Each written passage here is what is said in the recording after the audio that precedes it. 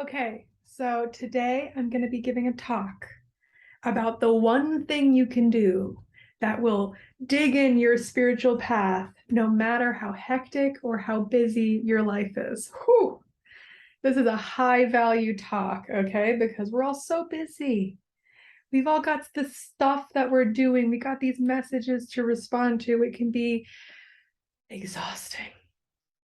But there is one thing that can really make us feel like no matter what is happening, we can still take our spiritual process seriously, no matter how busy life is. Because a lot of people don't take the leap of making spirituality their priority because they believe that they don't have enough time. And this makes complete sense because we've really been led to believe that spirituality is mostly about what you do, as opposed to it being about how you are.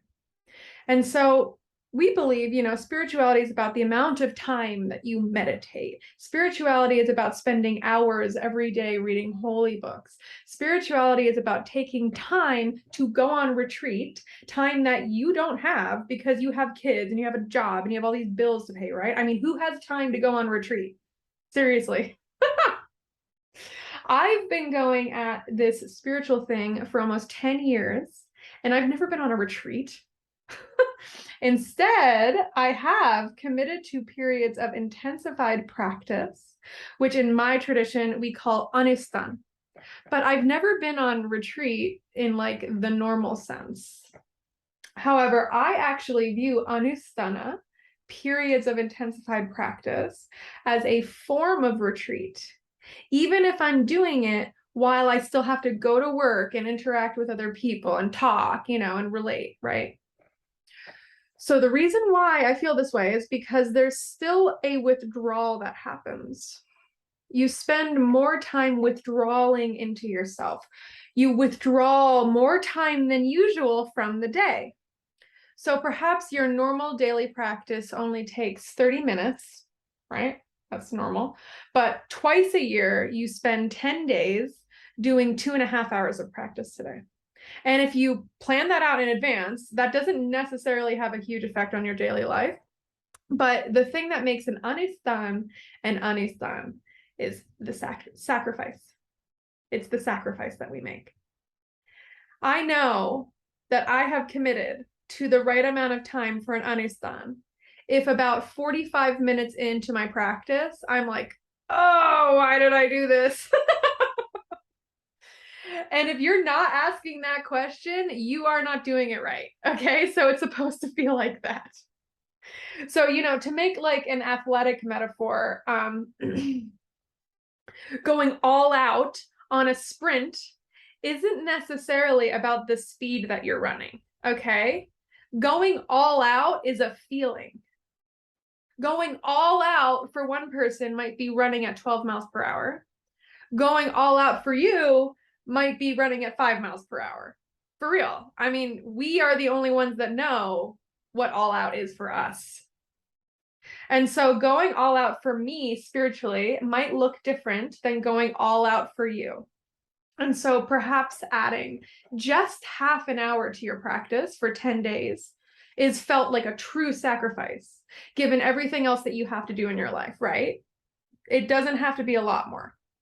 But remember, an anistan is only an anistan when it actually feels like a sacrifice. If it's just like mildly inconvenient, that's not it, okay? So we have to be really honest with ourselves, which is a powerful trait to develop in the spiritual path. Either way, honesty, radical honesty. So I've said this before, and I'll say it again. Spirituality is not about what we do. It's about how we are. I always bring modern postural yoga into this particular conversation because, going to a yoga studio is a spiritual thing to do. But when you're in the studio, where are you? Are you actually there? Or when you're in the studio, are you thinking about something else? Are you thinking about what you need to do later that day? Are you still chewing on a conflict with your roommate? Your body might be in the yoga studio, but is your mind? My guru often tells a story about the disciples of Bhagwan Nityananda. There was a particular disciple who was living with Nityananda at his ashram, and he spent loads of time with Nityananda physically, right? But this disciple never really made a lot of progress despite this close proximity to this incredible being. And the reason why is because his body, the disciple's body, was with Nityananda, but his mind was not. And so the story goes, this disciple lived with Nityananda for 15 years, but the whole time he was always just daydreaming about going fishing. Okay. However, another disciple who never had the privilege to live at the ashram due to his duties to his family, his job, all of these things in a different city, that disciple made incredible progress because he always kept Nityananda on his mind throughout his day-to-day life. Okay? This is the key. Spirituality is not about what our bodies are doing. It's about where our mind is dwelling. Okay? And when we really begin to own that, we can see that it actually doesn't matter how busy our lives are. We always have the cave of the heart or the temple of the mind at our disposal. And the saying goes, the guru dwells in the heart after all. So obviously, this is where engaged spirituality comes in. Nityananda's disciple, who kept him on his mind perennially, was practicing a form of engaged spirituality. But what is engaged spirituality? This is a term that I'm often using. This is another term that's often used to describe integral spirituality. So engaged spirituality and integral spirituality are kind of like the same thing. And so integral means to integrate. So in this case, it's the merging of the immanent and the transcendent, the aspect of God that pervades physical existence and the aspect of God that actually transcends the reality of physical existence. But let's turn our attention and our focus to the word engaged. So engaged spirituality implies engagement. So this form of spirituality is all about the way that we engage with life. And this is the type of spirituality that I'm always going on and on about. And this type of spirituality recognizes two things: the way that we approach life and the divinity inherent within it has an effect on what we are able to receive from it. That is the crux of courting grace. Use my notification. And we are actually constantly at choice in the way that we choose to engage with life. That's really important. So you either choose to engage with life in a spiritual way or you don't. So part of the practice of engagement is to literally engage. But how do we actually do that? There are so many moving parts to spiritual engagement. So I'm actually only going to go over one of them today. What is something that we can try to work on, examine, or refine in the midst of our busy lives as best as we can, no matter what?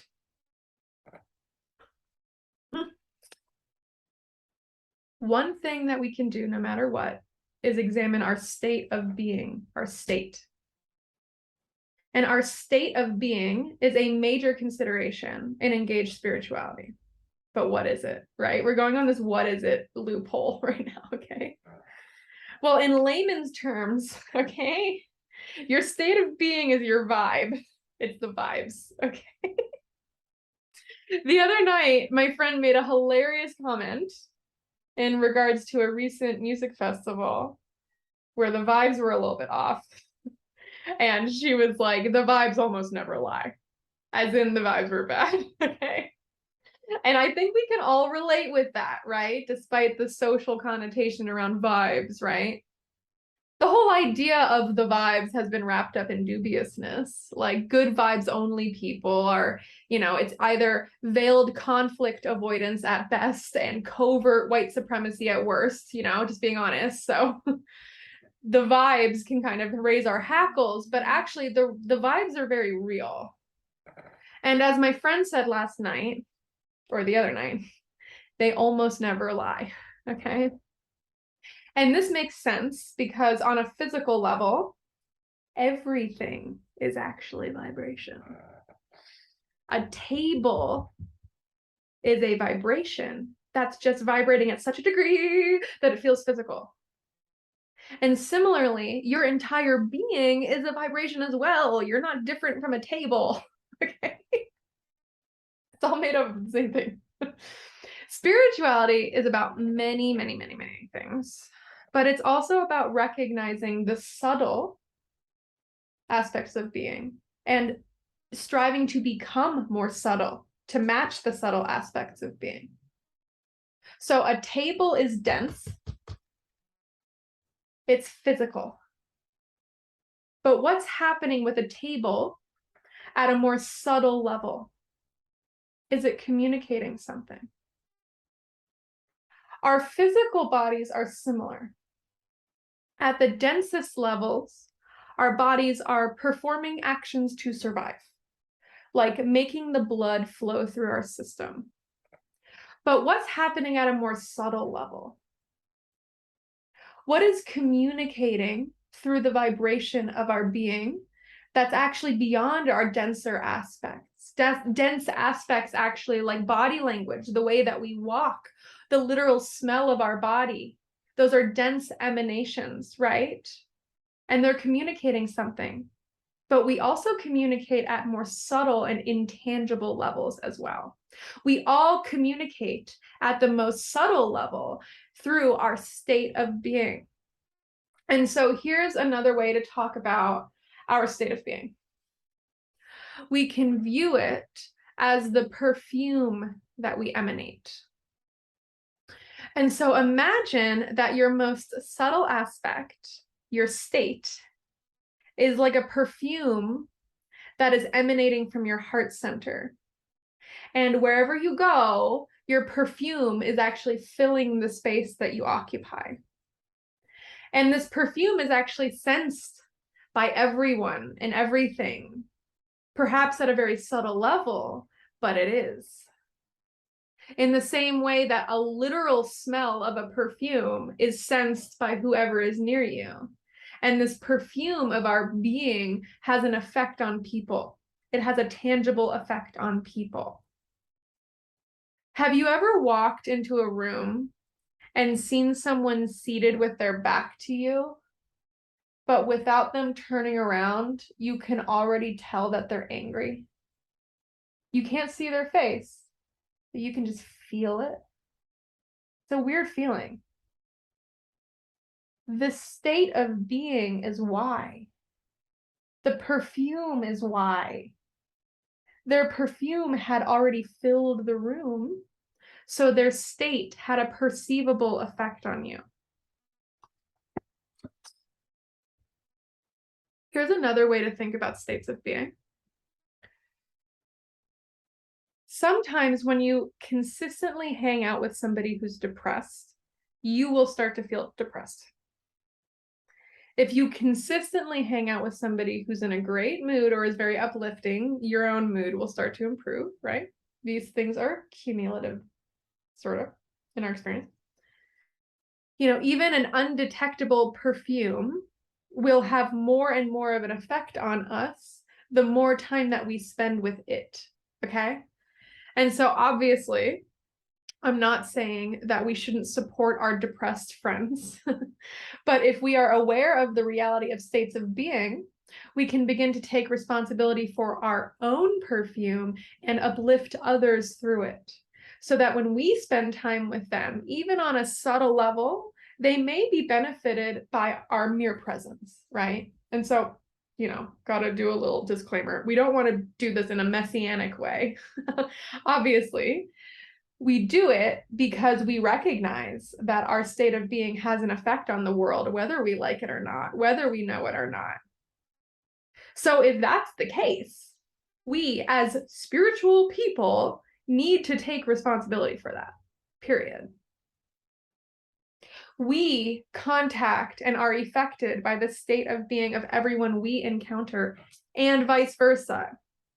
And the perfume that we emanate actually has an effect on the entire world because everything is intimately connected. So a huge aspect of engaged spirituality is taking responsibility for our state. So how do we manage this? We have to train the mind to dwell in certain places. I don't know if you've noticed, but we can't control everything that happens in our life. But with practice, we can control where the mind is dwelling. The temple of the mind is, in a special way, self-existent. Everything is connected in the mind and body, the world and self. But when we master the temple of the mind, nothing outside of us can have an effect on it. It's impenetrable. It's a fortress. Refining where the mind dwells isn't something that happens overnight, though I hate to say it. It's a skill that needs to be developed, and there are certain things that are helpful to support this process. And so first of all, it's very important that we try to make friends with our minds, okay? We have to develop a new relationship to our thoughts. I want to offer you a new idea in relationship to making friends with the mind that you can just like hold on to and let it simmer in your being. Maybe think about it for a couple of days. Really thirsty, sorry. Here's the idea. Thoughts don't actually originate in our heads. They actually originate outside of ourselves. And I'm not going to go into the why here. I just want you to entertain this possibility. When we begin to cultivate the soft awareness that thoughts originate outside of the mind, we can begin to feel the possibility that thoughts are actually just dancing on the periphery of our being. And through this recognition, because the thoughts are outside of ourselves and thus not a part of ourselves, we can empower certain thoughts that are beneficial and disempower certain thoughts that are bringing us down, right? We know which thoughts are bringing us down. I don't have to tell you that. That is a very subtle difference that can have a huge effect on our experience of life, right? Because when we view thoughts as originating from outside of us, that gives us agency in how we want to interact with them, how we choose to interact with them, right? So part of making friends with the mind is recognizing that our thoughts are kind of like friends. They're beings that are outside of us. Your friend is a being that's outside of you. And we can choose to do certain things with these friends or not, right? The imagination is a powerful tool, okay? And so something that you can do today to make friends with your mind is to give form to the formless. You can give form to the formless. So give your thoughts a form. If they are dancing on the periphery of your being, what do they look like? Are they fairies dancing in a circle? Are they beams of light? You have a lot of control here, actually. Because you can either make your thoughts scary beings that are here to hurt you on purpose, or you can make them into beneficent beams of light that are just existing, just vibing, right? So take some time to give form to the formless. Okay, give the formless form. Because thoughts are kind of like ghosts. A ghost can't harm you, but your fear of a ghost could lead you to want to harm yourself. And so whether you like it or not, it's the story that we assign to our thoughts that has the effect on us, not the thought itself. And that's the key here, effect. Okay. What affects us affects our state, our perfume. So making friends with the mind is truly a first step when it comes to taking responsibility for our state of being. But you may be thinking, Hannah, I have so many thoughts. I know. So this training goes even deeper, okay? I said that this was just one aspect. It's literally impossible to curate where the mind is dwelling unless we train the mind to slow down, okay? And so slowing down the mind has a huge effect on so many aspects of life. Like, for instance, you can't, okay, this is going to sound crazy, but it's true. You can't actually live from a place of constantly judging people or things if you slow the mind down. Because the gesture of judgment is a quick calculation of what a person or a thing is. You can begin to develop discernment only when the mind has slowed down. This is very important. And there's a really big difference between judgment and discernment, because judgment comes from the unrefined ego. It's a decision that something is absolutely a certain way. Discernment is a more subtle intuition and is based in true intuition, you know, in the sense that the vibes are almost never wrong. So this is related to states of being because there's a vibration of judgment and there's a vibration of discernment. The thoughts that we empower have vibratory states, and this is a subtle recognition that we need to take responsibility for. So how do we slow the mind down? There are two basic traditional ways. One, we commit to a regular meditation practice.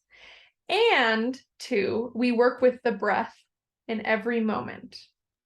And so these are skills that I teach about in my client work, and I won't say much more about it today, but meditation is huge for slowing down the mind. One main reason is that meditation slows down the inertia of our being. And so we are people, everyone who's watching this YouTube, I'm just going to assume, we are people who are moving forward in the world. We have this forward momentum and this inertia that we have built up as a result of living in the world. Speed, right? At both a dense and subtle level. So when we meditate, we slow down the forward momentum of our being. And depending on how regular we are, sometimes it takes longer and sometimes it takes shorter. But unless we take action and give it a shot, we will never develop new behaviors, because knowledge doesn't change behavior. The knowledge that you need to slow down has never slowed anyone down, okay? Taking action to slow down slows you down, and thus your behavior shifts around the action that you have taken, okay? So just to recap today, I basically just talked about one of the biggest things that you can do for your spiritual development, even if your life is busy, which is examine, work on, and refine your state of being, your heart perfume, right? Spirituality is not about what we do. It's about how we are. And working on our state is working on how we are.